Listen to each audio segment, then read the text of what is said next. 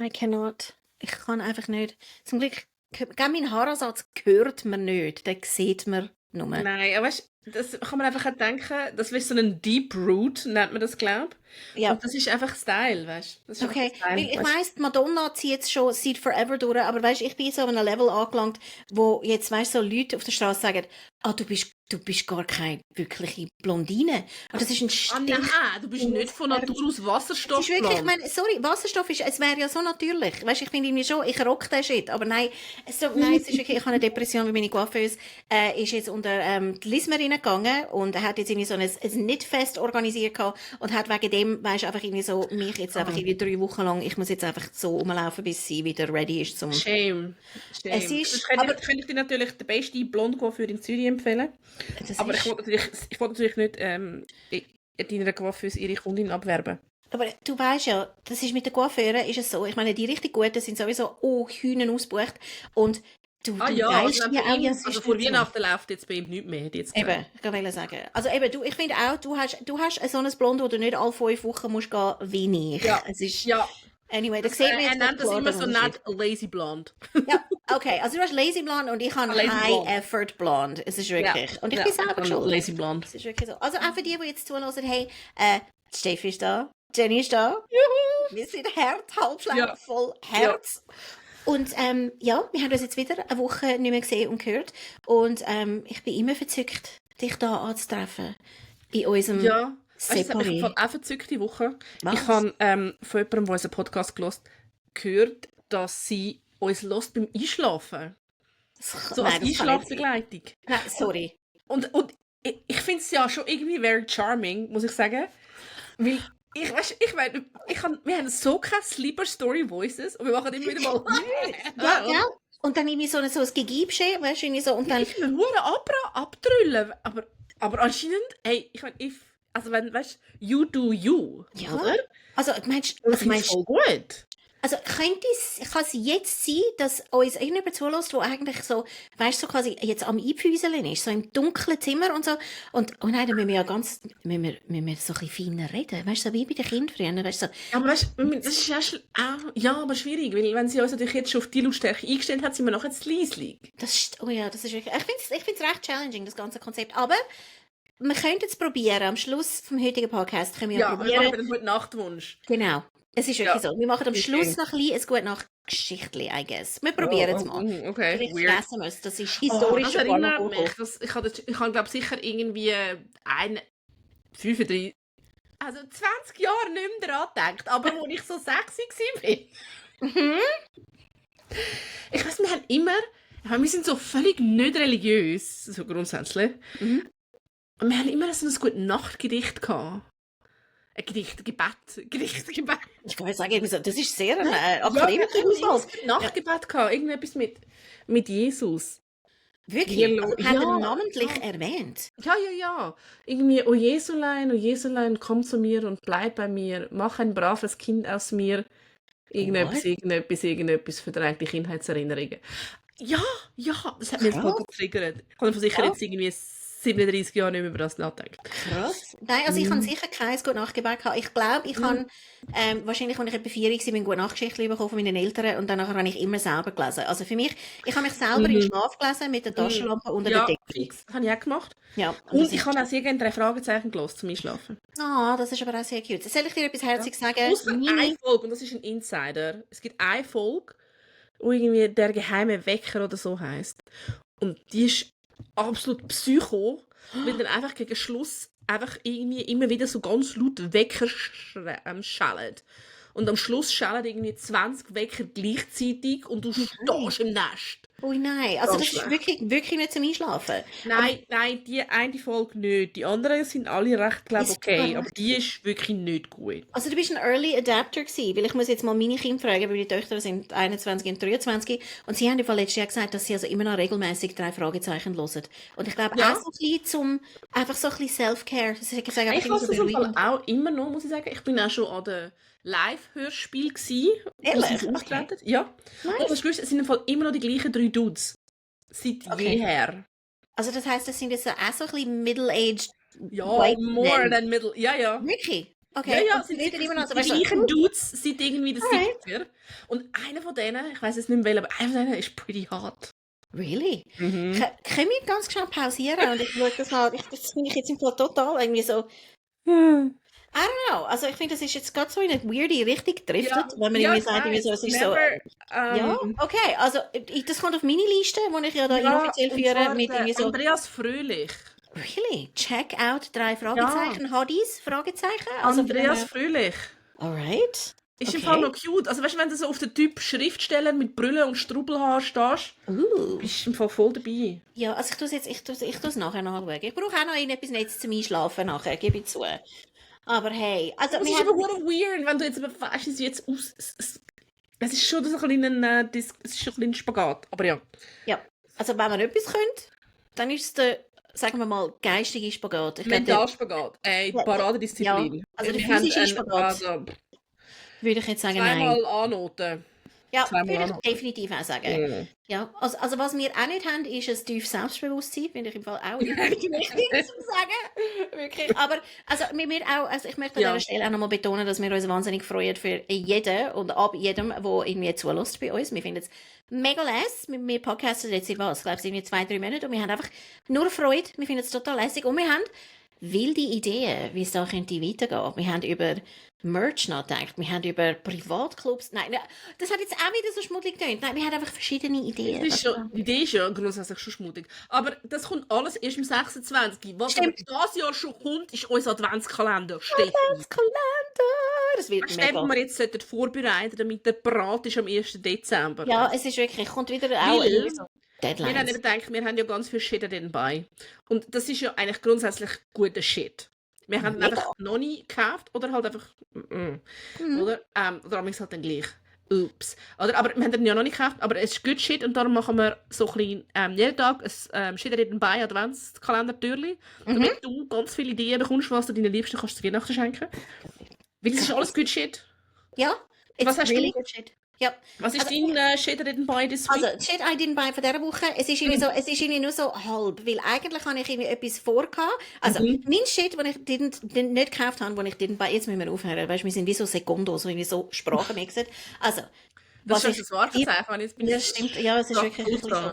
Aber, also, was ich nicht gekauft habe die Woche, ist der UGG Soja Ballerina. Und es gibt von UGG gibt es jetzt ein Ballerina und es ist wirklich ein klassischer Ballerina, wie man sich vorstellt. Ja, aber Und das einfach ist wieder etwas, was du bei uns im hohen Schlotzwetter rein kannst anlegen. Mal, es ist, wenn es nicht gerade regnet, aber dann ist wirklich, weil ich tue jetzt so, weißt du, so mega unauffällig, gehe ich irgendwie so auf die Seite und dann ist eben, sind so Sachen passiert, wo ich einfach gefunden nein, er ist Ballerina von nicht Ballet. kennt, aber es ist normal so Aber das ist nicht der Ballerina. Es ist nicht der Ballerina, ich habe mich total zusammengerissen, aber das ist der Finke. Und ich gehe nicht voraus mit denen. Schau, sie sind Das ist der jungfräulich. Plattformfinken, ja. Nein, es ist, und das sind im Fall, ich habe Ja, aber mit angefangen. den Ballerinas willst du ja schon rausgehen. Auf jeden Fall. Ballerinas sind Oder? Strassenschuhe. Und ich kann selber müssen sagen, ich finde es ein bisschen unvernünftig, aber dann the Finken happened, weil ich habe immer wahnsinnig kalte Füße. Und ja, darum ist es nur so ein Halbshit I didn't buy. Ja, ich meine, ich habe ja auch Ugg-Slippers für die Haare, das finde ich auch voll okay. Ja. Und sonst, weiß nicht, not a surfer dude. Aber Ballerinas, ja, sind schon cute, aber Chefin, Nein, sie die sind kannst du ein bisschen wirklich nie anlegen. Ich weiss, sie sehen ein bisschen komisch aus, aber irgendwie bin ich auch so ein bisschen verliebt. Es ist wirklich... Doch, dann lieber die, weißt du was gewesen? Die letzte Folge, wo ich dir mal so Margiela-Ballerinas gezeigt habe, lieber die. Ja, die sind sehr sind hübsch, aber auch ein wirklich bisschen teurer. Also weißt du, Ah, ich meine, Jenny und ich haben aber lustige hey, Rechtfertigungen, wann ist etwas teuer, aber... Ja, nein, aber einfach lieber etwas, wenn es halt ein bisschen teuer ist, aber dafür kannst du es anlegen. Lammfell-Ballerinas bei uns im Winter sind dumm, Steffi. Also ich muss vielleicht auch an dieser Stelle sagen, ich laufe auch den ganzen Winter mit irgendwie, weißt du, so Turnschuhsöckchen und so und Naked Ankles mehr oder weniger rum. Und, Solange kein Schnee hat, finde ich, ist es völlig okay, wenn du keine Socken legit, hast. gell, eben, also das finde ich auch total okay. Also anyway, das ist der Shit, den ich nur so halbe nicht gekauft habe. Was hast du nicht gekauft diese Woche? Ja, bei mir ist es glaub, wirklich so ein Noni. Ich bin bei uns im Buchladen gsi, nicht Zürich. Ich würde sagen, auch nicht der Grenze. Nein, es ist... Das ist schon nicht der Grenze. Nein, also ich meine, dort, wo ja eigentlich damals schon alle Zürcher angefahren sind mit der einzigen Zugverbindung in der Schweiz, nämlich auf Baden. Und dort gibt es eine ganz tolle Buchhandlung. Und dort habe ich ein Strickbuch gesehen. Und der Titel war aber schon recht toll gewesen. Das Buch heisst Neons and Neutrals. Und es hat Kombiniert? Ja. Es hat richtig tolle Dinge gehabt. Und vor allem ein Cardigan. Es ist wirklich also gleich mit der Cardigan. Und dann der Rücken ist die Wolle wie so offen als Strang und so zöpfelt. Und dann wieder gelismet. Es sieht recht flott aus, ich sag dir. Das tönt noch wild, vor allem. Ja, genau. Ich bin natürlich jetzt gerade noch irgendwie an 2 anderen Lismi-Projekten, sobald die fertig sind, kommt das Buch dann, glaube ich, add to cart. Okay, also dann hast du das Buch und dann musst du ja noch, eben, was ich jetzt gelernt habe seit dem Netfest, ist, dass lässige Wolle ist auch ordentlich teuer. Also das heisst, ja, du müsstest dann wirklich auch also die richtig coole Wolle haben dafür, oder? Ja, ich lese im grundsätzlich, ja. Also wenn ich lese mich nur mit cooler Wolle. Und das ist halt zum Beispiel oft so Mohair und Seide. Und dann ist es halt einfach richtig teuer. Ja, aber es ist ja Der, auch... den ich jetzt gerade lese, der Cardigan, den ich jetzt gerade lese, habe ich 2 Stränge. Also einen Alpaka und einen Mohair Seide. Und also es sind 2 verschiedene Wollen zusammen. Und ein Knäuel ist 8,50 Franken. Also zusammen ist ein Knäuel 17 Franken. Ja, das ist nicht wenig. Nein, da bist du halt schnell bei Materialkosten von 2 bis 250 Franken. Ja. Und dann aber gelesen es dann einfach auch nicht 90 Franken kosten. Genau, wir haben ja auch schon über das geredet. Ja. Wir müssen nachher, weißt du, so quasi in den Kommentaren können wir mit Folge noch einfügen, weil ich es ja selber nicht mehr weiss. Aber wir haben ja gesagt, Oh, dear Lord. wirklich gute Qualität hat halt seinen Preis. Mein Eyeliner Ja, mit gell. Folie Darum suchen wir jetzt einen OnlyFans. Genau, oder ein Only-Netz. Aber ich bin sehr stolz auf uns. Wir haben auch wieder 2 Sachen, die in den Adventskalender reinwandern. Also ich finde, grosses Kino, oder? So ein Adventskalender. Nein, es ist in unserem Adventskalender, Ein Schatz. unseren Adventskalender. Ja, nein, ich habe keinen Jetzt shut up, Adventskalender. Nein, es ist wirklich, nein, I'm too old for that. Das geht wirklich nicht. Okay, aber eben. Hey, also ich finde, wir donnern schon richtig an Weihnachtszeit und ich habe keine Ahnung, das finde ich aber schön, immer wenn wir uns gesehen haben. Du tust mich jetzt überraschen mit irgendwie so quasi, das musst du gehört haben. Wir haben irgendetwas, diese Woche hast du irgendetwas aufgegabelt. Ja, aber haben wir nicht immer zuerst Am I the Asshole? Es ist, ich weiss nicht, ich bin total confused. Es ist immer zuerst Am I the Asshole. Also gut, also weil du weißt, ich finde, einmal die so kannst du jederzeit mich fragen. Ich weiss auch nicht, wieso dass ich so besessen bin davon, aber es ist einfach wirklich so, Jenny, ich lese viel. Also mein Morgenkaffee sitze ich immer auf dem Schemmeli in der Küche. Meine ganze Familie weiss, nicht mit ihr reden, wenn sie mit dem Kaffee da sitzt und so macht.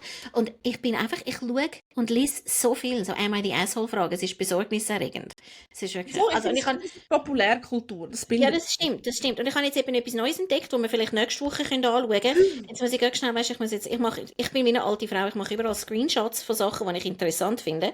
Und ich muss mal schnell schauen. Nein, es ist wirklich peinlich. Ja, ich fühle mich gar nicht gesehen. Es ist, nein, überhaupt nicht, oder? Gar nicht. Okay, Never. gut. Nein, und jetzt habe ich etwas Neues entdeckt, und zwar heisst das ist nochmal wie so ein neuer Thread, und das heisst, sorry, ich bin da auf meinem Telefon, es heisst Fesshole. Also, du weißt, so wie Asshole and Confession. Und das sind immer so shorty, aber es ist wirklich auch so ein Reddit-Thread, wo man einfach irgendwie kann so kurze Beichten machen, wo du auch manchmal ein kleines Arschloch bist, aber du kannst einfach kurz etwas beichten. Ich spare mir es auf für nächste Woche, es ist nämlich mega spannend gewesen. Weil unsere einmal die Asshole-Frage kommt aus dem Deutschen, redet das mal, das ist dann «Bi da», oder «Bin ich das Arschloch?» Das ist eine relativ kurze. Okay, und zwar hat Sweetbird gefragt, sie hat gesagt, hey zusammen, gerade heute hat mich wieder mal besonders gestört, dass einige Menschen es nicht einmal 2 Stunden aushalten, nicht an ihr Handy zu gehen. Ich finde es im Dunkeln, jetzt kommt Kino, extrem störend, wenn Leute ans Handy gehen und teilweise nicht einmal die Helligkeit abstellen. Bin ich das Arschloch, wenn ich sie nicht anspreche und sie bitte, das Handy wegzulegen? Im Kino. Während dem Film. Ja. Okay.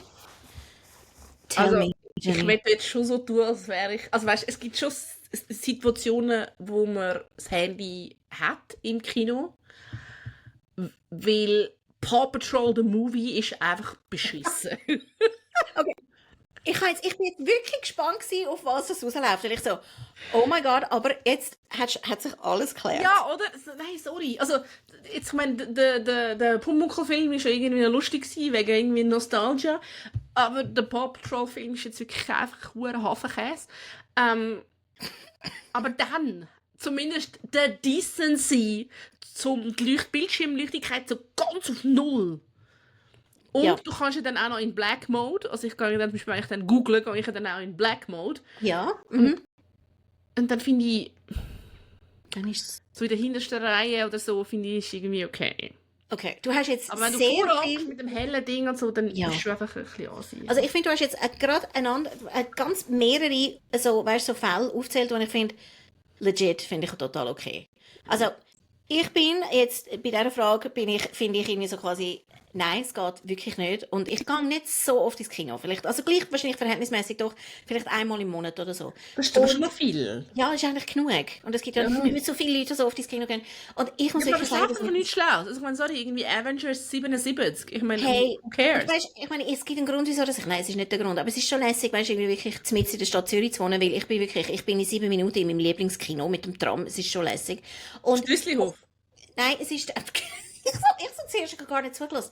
Der Stüssihof ist jetzt im Fall ein Kinderkino und dazwischen, gell? Ja, wirklich? Yes, es ist wirklich... The irony of it all. I know. Und es ist auch nicht mehr, es ist nicht mehr mit dem Film-Logo. Nein, es ist mega cute. Nein, ich habe das Corso mega gern, weil es sind einfach irgendwie so total grosszügige Sitze und du hast viel Platz für die Beine. Und das Le Paris um den Ecke beim Stadelhofen. Und die haben immer total schöne Art-Movies. Und was ich eben gerne habe am Le Paris, es ist, ich bin immer die Jüngste. Es ist egal, was ich gehe, Film schauen. Ich hole immer den Altersdurchschnitt ab und ich bin 52. Ich finde es grossartig. Aber anyway, also wenn ich im Kino bin, muss ich ehrlich sagen, mich stört es sehr, wenn ich in einen Film schaue und plötzlich poppt irgendjemand leuchtet in meinem Bildschirm auf. Ja. Und ich glaube, ich bin halt wirklich die super anständig. Ich würde mich, glaube ich, nicht getrauen, etwas zu sagen, außer es ist wirklich gerade so hart in meinem Sichtfeld. Aber ich habe das jetzt nicht so oft erlebt. Ich habe schon auch gesehen, dass Leute zum Teil, weißt du, so quasi das Handy für nehmen, aber dann kannst du ja auch mit dem Handy wirklich dich runterbucken, dass es die anderen Leute nicht stört. Aber du Ja, sitzt oder über die Jacken oder so kannst du mit dem irgendwie... Handy und leuchtest noch irgendwie dich selber an. Das sicher nicht.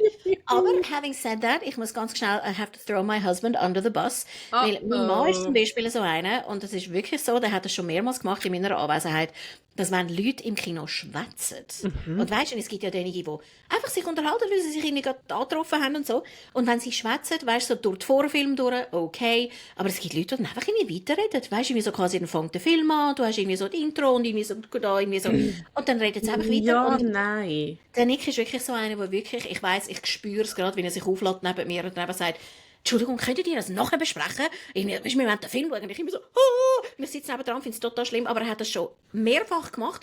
Und ich weiss, dass um uns herum 25 Leute total dankbar sind, dass es jemand Ja, dass jemand den Böhli-Mann spielt. Genau, und das ist ihm wirklich nicht zu blöd und ich bin ja eigentlich auch grateful, aber es ist, ja, also er ist so einer, der das wirklich das fühle ich schon. Also, das ist halt, ja, das ist zum Beispiel etwas, wo auch, also das finde ich auch, das geht gar nicht, aber eine ähnliche Kategorie das ist eigentlich auch so, das ist auch immer so eine Sache, wo die Masse teilt, wie Moses Meer, am Konzert mitsingen, ja oder nein? Oh, okay, weil ich finde, das kommt sehr aufs Konzert drauf an. Ich finde es grossartig, wenn jemand mitsingt, aber wenn du gerade nebendran stehst und du möchtest eigentlich, du hast relativ viel Geld ausgegeben, um den Act zu hören, oder, wie er singt.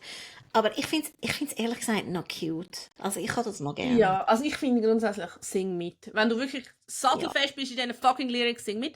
Und ich muss sagen, ich bin eben auch an vielen Konzerten, wo der Act wirklich auch sehr aktiv zum Mitsingen mitruft. Aufruft. Ja, aufruft. Und dann finde ich, dann musst du einfach halt auch, wenn du der Lyrics mächtig. Ja, ja, genau, das ist wirklich noch wichtig. Aber sie haben ja den Justin Timberlake wegen dem fertig gemacht. Dass er irgendwie quasi bei seiner letzten Tournee, irgendwie so im Frühling, haben ja alle nachher in den Medien geschrieben, er sei einfach ein lazy bastard, weil er irgendwie seine eigenen Songs gar nicht mehr singt, sondern einfach sagt die ganze Zeit auf der Bühne. Nein, die Konzerte, die ich gehe, die singt dann die Band auch selber noch. Okay. Und einfach mit einem Chor. Genau, ein Nass. Mit einem Chor, ja. Hoffentlich. Okay, nein, das finde ich auch. Also wir haben jetzt ein bisschen im Bogen geschlagen, aber ja, also das finde ich auch, mich würde es aber auch stören, wenn ich an einem Konzert bin, an einem relativ ruhigen. Ich bin jetzt zum Beispiel am Massive Attack Konzert gewesen, und dort hat eine die ganze Zeit hinter mir wahnsinnig laut geäusset. Ist auch recht unangenehm. Ja. So ein bisschen unabbracht. Ja, so wir sind jetzt diese Woche sind wir am Kingfisher-Konzert gewesen, der Ja, Bögen. das hast du mir gesagt. Ist gut gewesen? Ja, es war toll gewesen. Und es ist natürlich halt schon geil. Ich meine, die haben ein Album, die haben vor allem einfach einen Hit. Aber gutes Konzert, good lads, ist lustig gewesen. Was halt schon einfach ist, ich meine, es ist halt einfach ein kleine Venue voll betrunkener Iren gewesen. Und wir hatten halt schon eine Gruppe gehabt, wo wirklich schon immer einfach hure Look war. Mhm. Und ich kriege gefunden, oi, Mates, come on. Like, wirklich. Ja. Aber, nein, good fun. Okay. Ja, also ich finde bei einem Konzert nochmal etwas anderes. Aber im Kino Ja. ist mir ja schon Im Konzert, weißt du, das regt mich viel mehr auf. Was? Die blöden Leute, die das ganze Konzert filmen. Wie Ja. oft schaust du deine blöden, beschissenen Videoaufzeichnungen von dem ganzen Konzert noch an? Ich glaube wirklich, Never. sozusagen nie. Ich finde es irgendwie so einmal schnell auf Instagram etwas posten, Ja, zum anderen zeigen, das dass du wirklich... Lieblingslied, Legit. whatever. Aber Ja. es ist wirklich eine Leute gestanden, die hat mehr oder weniger die ganze Stunde gefilmt. Aber Und dann finde ich so, Respekt zu deiner Handybatterie, aber irgendwie, what? weißt du was, ich finde wirklich, schreibt uns, wenn jetzt jemand uns zulässt und sagt, sorry, ich schaue die Konzerte, die ich gehe, schaue ich nachher immer nochmal die Heime auf meinem Handy, dann wollen wir von euch hören. Wirklich. Ja, DM us, please. Weil wir möchten es verstehen. wir Es ist schicken mir auch einen wirklich- Lebkuchen. Ja. Lebkuchen. Glutenfreie Lebkuchen. Okay. Also, hey, sorry, wir tun jetzt schnell bin ich das Arschloch abschliessen. Dort ist einfach, ich kann noch schnell das Urteil, weil es ist natürlich schon der Spass dran. Das Urteil ist wirklich, Pause. 82,5% haben gefunden, du sagst nicht das Arschloch. Und sie finden grundsätzlich nervig und respektlos. Mit dem Handy, also dem Handy scrollen während dem Kinofilm. Also, please don't do it. Gut? Fair. Fair. Sehr fair.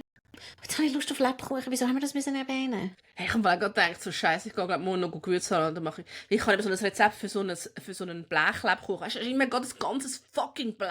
Und das so auseinanderschneiden und Und wenn sehr du ganz gut bist, lässig. eine Schokoglasur drüber tun. Ey, das ist glorreich, wirklich. Das ist Okay, echt also und jetzt fucking holst Blech. du gerade deine Agenda führen, weil wir haben gesagt, wir machen demnächst ab. Und dann machen wir das lustigerweise genau am so 2 Tage, nachdem du deinen glutenfreien Lebkuchen gemacht hast. Da kannst du mir ein bisschen mitbringen, weil ich what a hasse quickening. Backen. Nein, es ist wirklich, ich hasse Backen, ich mache es wirklich nicht gern. Ich koche dir alles, aber Backen finde ich immer sehr anstrengend. Ich weiß auch nicht. Weiß nicht, ich finde es aber echt noch witzig. Also gut. Also du kannst Ja. deinen schönen neuen Cardigan lesen, den neonfarbigen, den Neon Neutral und ein bisschen Lebkuchen machen dazu. Ich finde, das ist ein sehr gutes... Ey, also, look at me, Advents- Tradwife. Ja, hey, oui, ja, sag Das ist mir. eben auch etwas, da bin ich eben auch hure geizig auf die beschissenen Tradwives. Die haben all die lustigen Sachen, weißt du, Backen, Kochen, Lesen, Gärtnern. Die haben das alles weggenommen, oder? Und jetzt siehst du dieses beschissenes Wort Tradwife, du Döfi, wenn du das cool findest. Aber ich Das meine, das ist einfach schon OG cool gewesen. Es ist wirklich so. Aber wir könnten jetzt, weißt du, wir könnten ja wie eine neue Bewegung machen. Weißt du, so quasi Not So Tradwives, wo wir einfach irgendwie Steuererklärungen machen. Und weißt du, einfach irgendwie so quasi den Kübelsack richtig füllen und irgendwie so, weißt du, Abfall trennen und so Sachen. Das wäre eigentlich auch noch recht spannend. Wirklich. Also nein, wir müssen uns das Ja, nochmal okay, ich verstehe das Konzept noch nicht so ganz, weil ich wirklich noch nicht weiss, wer uns zuschauen über die Steuererklärung ausfüllen. Und ja. Wir haben viele so Diskussionen. Wir wissen es ja nicht genau. Ich meine, es Schon gibt so. für alles So. ein Market. Wir müssen sie Schon nur so. erreichen. Sorry. Und da sind wir wieder beim Gute-Nacht-Geschichtli. Aber eben, es ist... Ja, aber wir sind noch nicht ganz so gut nachgelesen, weil zuerst habe ich noch Steffi, das musst du gehört haben. Ich bin so gespannt. Ja, Ich bin gell? so Und gespannt. zwar, diese Woche geht es zu der Michelle Obama. Und sie hat jetzt gerade kürzlich ein Event gehabt, wo sie ein Interview gegeben oder wo sie so auf der Stage war und ein Interview gegeben hat und so. Und dann hat man sie halt so Fragen gefragt und so. Und dann ist halt auch gekommen, so, ja, eben, nächste Präsidentschaftswahlen oder in den USA, ist ja auch nicht mehr so weit weg wie auch schon. Und sie findet dann wirklich einfach arschkalt. Don't even look at me about running. Also, look mir einfach nicht an, wenn ich, oder? Und, ja, genau. Und sie findet dann, und ihre Argumentation ist eben eigentlich recht hübsch, sie findet dann so, ja, dass die USA eigentlich gar noch nicht bereit sind und sie noch recht erwachsen müssen werden, weil, wie wir ja in der letzten, as we saw in this past election, sadly, we ain't ready. That's why I'm like Obama said, don't even look at me about running because you all are lying. You are not ready for a woman. You are not. ziemlich klare Ja, Worte. ja. Und dann habe ich mir eben vorgestellt, stell dir mal vor, für die nächste Legislatur hätten wir einfach nur 7 weibliche Bundesrätinnen. Einfach Das fände ich einmal. jetzt schon noch geil. Also ich fände es natürlich sehr ansprechend. Fände ich sehr spannend. Ja? Und einfach so, nicht einmal, weißt du, gar keine grosse Sache daraus machen, sondern es sind einfach irgendwie so, Nein, es sind einfach 7 einfach, jetzt, Bundesrätinnen. zufällig jetzt einfach 7 sind einfach die Frauen, die quasi die spannendsten, Mhm. besten Kandidatinnen gewesen, so. Ja, Pech. Sehr interessant. Mhm. Okay, ja. Und eben, ich finde es recht krass, dass sie das so deutlich ausdrückt. Einfach sagt immer so, you ain't ready. Punkt. Schade. Ich finde sie wäre grossartig, Ja, aber sie aber sie ist wäre auch in auch nicht 10 nötig. Jahren noch grossartig Also, oder wie, in ich meine, weißt du, 20 was Jahren für ein grossartig. Shitjob das ist? Sie Ja, hat das ist, so nicht nein, nötig. es ist wirklich gut. Das ist das Schöne. Sie weiß ziemlich genau. Weißt du, irgendwie so quasi, wie scheiße, dass es wahrscheinlich Ja, wirklich absolut. ist. Und das ist eben genau noch weißt du, wie auch noch das andere Kennding, weißt du, all die Leute, die eigentlich wahrscheinlich, ich meine, keine Ahnung, ob sie gut in der Politik wären, aber vom Eindruck, den du hast von diesen Leuten, dass sie gut in der Politik wären, das sind die Leute, die eigentlich nicht in die Politik wollen. Und die Leute, die in Ja. die Politik wollen, sind eben eigentlich die falschen Leute. Ja, Weil das sind meistens absolut. einfach so, Ja, also Kollegen und ich, wir haben ja ein Wort für die, wir nennen die PP-Politiker, das steht für. Prestige Prosecco-Politiker. Okay. Alright. Und das sind die, die einfach finden, ich möchte mich gerne auf einem Wahlplakat sehen und einfach damit ich kann erzählen und alle Ja, so, und ich oh wollte mein Gott, irgendwie kandidierst du? und mit irgendjemandem da mit dem Interesting. Thierry Burkhardt das Gläschen Champagner stößeln. Hey, also, sorry, ich wäre wahrscheinlich auch die wahrscheinlich würde sagen, oh mein Gott, woher hast du deine Schuhe? Also von dem her, ich bin I'm not one to talk, aber ja, Härte, jetzt ist wirklich so Ja, hart. ja. Also Ja. mittlerweile wäre es sicher, mittlerweile wäre es anders. Ich bilde mir natürlich schon ein, dass ich heute weiß auch nicht, strikter wäre, aber damals, so als 20-jährige ich, hat schon auch, also Christoph Mögerlin einfach können sagen, fahr ab! Ja, Schade, das ist schon one of the regrets I hold. das verstehe ich total. Gell? Ja. Ja. Nein, Ah, es weißt du, ist was habe ich mal gemacht? Das ist schon jetzt verjährt, das kann man ja jetzt erzählen.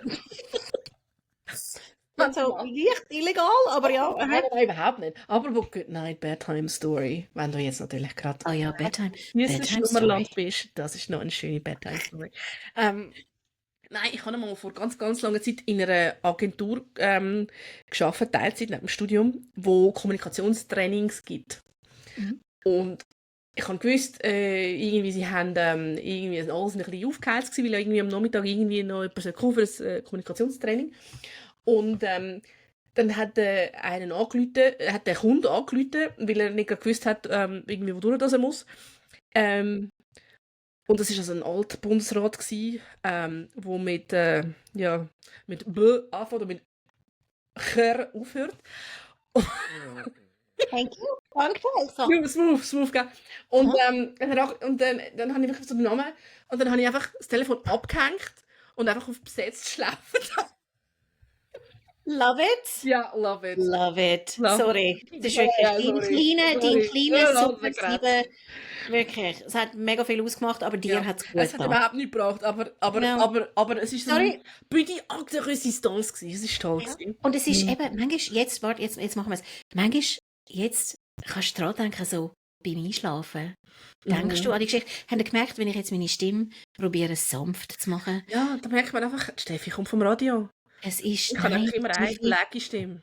es ist wirklich, nein, ich habe auch eine bläge Stimme, ich kann wie nichts dafür. Ja, aber du Und, kannst sie du kannst Ich es kann sie- formen. Und Ja, aber Mit ich mache es im Ton. Fall nur, ich mache es ja nur, damit es nachher wieder mehr Spaß macht zum normal reden. Also ich kann das wirklich nicht. Ich finde es ganz problematisch. Aber eben, ich finde die Idee von Gute Nacht-Geschichtli, wir haben ja, glaube ich, schon mal sinniert in dem Podcast darüber, dass das eigentlich auch im Spa ein total lässiges Angebot wäre, mit dem ganzen Self-Care-Zeug und so, dass es, weißt, Leute, die irgendwie so quasi, es gibt so Sleep-Clinics, weißt, dass du irgendwie wieder besser schlafst und so, und irgendwie, weißt, Treatments, die wirklich irgendwie extra darauf ausgelegt sind, Aha, eine ja. Massage, wo du nachher, weißt, Ja, eigentlich gerade solltest du ins ja. Bett gehen. Und dann habe ich, einen Paar habe ich ja vorgeschlagen, irgendwie so quasi, hey, es wäre ja total lässig, weißt, irgendwie so quasi erwachsene Menschen, die einfach finden, ich möchte, dass man mir einfach ein bisschen schaut, dass man sie bischelt und ins Bett bringt. In einem Luxushotel. Das wäre so lässig. Dann wäre vielleicht auch mit einem guten Nachtgeschichtli, dann kann man eben so ein bisschen übers Gesicht streicheln. Den Du Trick weißt kann schon, ich das immer ist eine machen. ganz eigene Porn-Kategorie, oder? I know, aber es ist nein, einfach nicht ohne grusig, sondern einfach irgendwie so Ja, ein das ist ja bisschen... nicht grusig, denen legt man einfach Windeln an, tut sie ins Bett, das ist ja Nein, ganz es ist, jetzt hörst du auf, jetzt ruinierst du meine ganze Geschäftsidee. Aber anyway, nein, aber ich finde wie so... Aber ich habe im Fall noch ein Service Public. Nämlich? Für alle, die wirklich eine Schlafgeschichte hören. Man muss vielleicht ein bisschen googlen, bis man sie findet. Aber sie ist toll. Die Geschichte heisst A Journey Through Ireland oder Journey Around Ireland. Und es ist es wird beschrieben, eine Zugfahrt durch Irland, was ja sowieso schon schön ist. Mhm. Und sie wird von niemand anderem erzählt als vom Cillian Murphy. Wirklich? Mhm. Das ist ja mega schön. Und dann ist es hoffentlich, also gibt es wahrscheinlich auch nicht so viele aufregende Szenen, sondern... Nein, seine Stimme ist im Fall Ah. richtig, richtig toll. Ja, Also das- Cillian Murphy Bedtime Story, yes, please. Gut, merken wir uns, kommt auch auf meine Liste. Ich bin jetzt gerade so ein bisschen, eben, so ein bisschen Bedtime-mässig, so ein bisschen, ich glaube, ich gehe nachher ein bisschen, ich gehe ein bisschen früher ins Bett. Das Mach klingt gut. Gell? Also, nein, jetzt höre ich mit der sanften Stimme. Ich finde es ein paar recht creepy bei mir. Aber dann freue ich mich auf nächste Woche. Ich kann dir sagen, weil, okay, nein, ich spare mir das auf für den nächsten Podcast, weil ich habe etwas auch gekauft, wo schlaffördernd sollte wirken. Und ich tue das heute Abend zum ersten Mal ausprobieren. Und da kann ich also auch Then berichten. tell us more next week. It works. Ist gut. Also, wenn du keine Woche warten willst, du findest uns täglich auf Instagram und auf TikTok und sonstige Social Media Schabernack. Bernack. Schabernack Shenanigans. Und sonst hören wir uns nächste Woche da bei dem freuen uns. Lieblingspodcast. Freuen uns. Bis bald. Zack.